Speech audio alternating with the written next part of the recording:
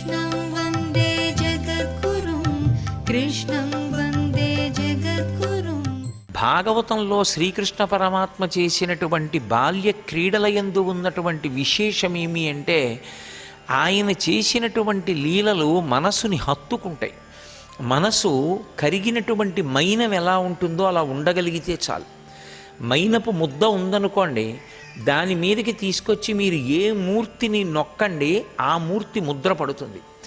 ఆర్ద్రత అని ఒక మాట సంస్కృతంలో. ఆ ఆర్ద్రతని పొందిన హృదయమైతే ఇది ఋషిప్రోక్తము, ఇది మమ్మల్ని ఉద్ధరిస్తుంది అనేటటువంటి భక్తి భావన చేత శ్రవణం చేసిన వాడైతే ఆ లీలను విన్నంత మాత్రం చేత ఆ కృష్ణ పరమాత్మ యొక్క స్వరూపము మనసు మీద ముద్ర పడుతుంది.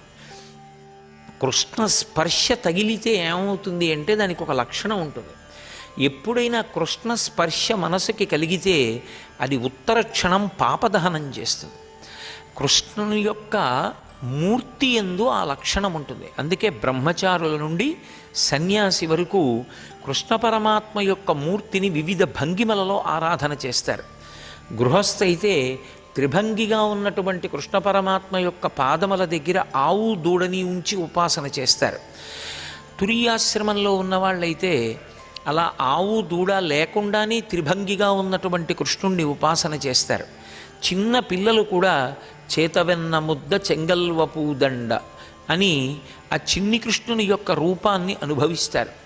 ఆ కృష్ణ పరమాత్మ యొక్క రూపము, ఆ కృష్ణ పరమాత్మ యొక్క వైభవము ఎంత గొప్పగా ఉంటాయి అంటే అది ఆర్ద్రత కలిగినటువంటి మనసు మీద ఆ లీల వింటున్నప్పుడు దాని యొక్క ముద్ర పడుతుంది. ఆ ముద్ర పడితే అది నిలబెట్టుకోగలగాలి, కానీ అది ఘనీభవించిందనుకోండి, గట్టిపడిందనుకోండి, అది చాలు కృష్ణుని వైపుకి నడిపించడానికి. కృష్ణుడు సారథిగా కూర్చుని ఈ శరీరం అనేటటువంటి రథాన్ని నడపడానికి అవకాశం ఇస్తుంది. ఎత్ర యోగేశ్వర కృష్ణో ఎత్ర పార్థో ధనుర్ధర తత్ర శ్రీర్విజయోభూతి ధ్రువా నీతిర్మతిర్మమ. ఎక్కడ యోగేశ్వరుడైనటువంటి కృష్ణుడు సారథ్యం చేస్తాడో, ఎక్కడ జీవుడు రథస్థితుడై ఉంటాడో అక్కడ విజయము తప్ప వేరొకటి ఉండదు. విజయాన్నే పొందుతాడు. కాబట్టి అటువంటి కృష్ణ పరమాత్మ యొక్క లీలలు అన్నీ సర్వోత్కృష్టములు. కృష్ణుని యొక్క బాల్య క్రీడలు ఎక్కడ ప్రారంభమయ్యాయి అంటే అసలు కృష్ణ జననముతో ప్రారంభమయ్యాయి. కానీ కృష్ణ జననమైన తరువాత చేసినటువంటి మొట్టమొదటి లీల పూతనా సంహారం చేశాడు ఆయన. పూతన ఒక రాక్షసి, కంసుని పనుపున కామరూపంలో తిరగగలిగినటువంటి శక్తిని పొంది ఉన్నది.